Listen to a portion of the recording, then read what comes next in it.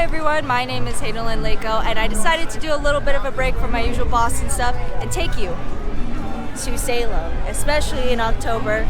This year alone, Salem has had so many people, so much attractions, and I just wanted to show you the beauty of it because I'm pretty much spending half my time between Boston and Salem anyway. If you enjoyed this video, make sure to give it a like and subscribe, and with that, let's get started.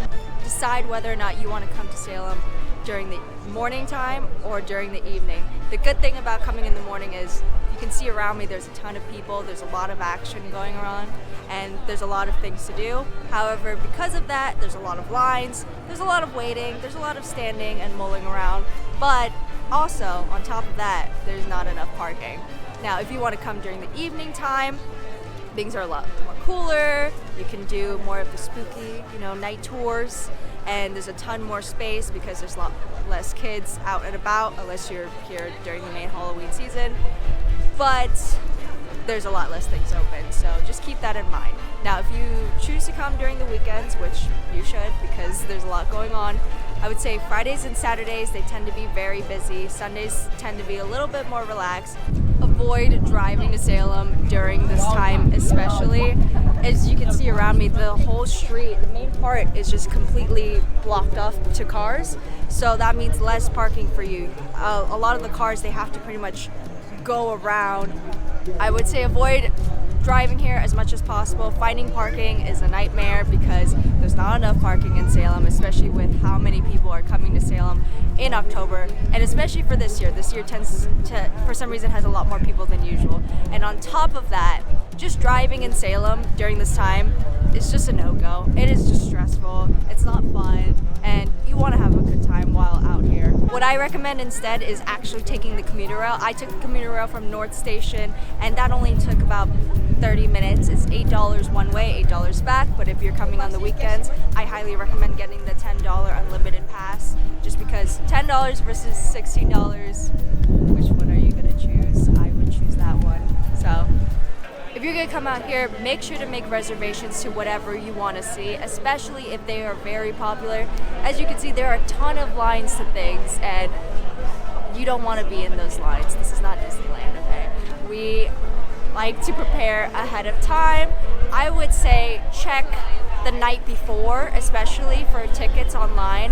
I know for the Salem Witch Trials Museum, they release tickets around midnight and they sell out very quickly, so make sure to do that ahead of time. Otherwise, you're gonna be fighting for your spot, and that's not fun when you're trying to have a weekend of fun.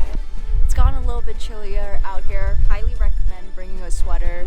It gets, as you can see, we are right by the water, so definitely bring extra layers, especially if you plan on staying here at night. But that wasn't the main tip I was going to give you. The main tip is getting outside of the main part of the main quarter of Salem, just because there's so much to see in Salem. Salem is not restricted to it's just one main district, and I feel like the more further out you get, the better experience you get, as well as you get more space to walk around, especially right now.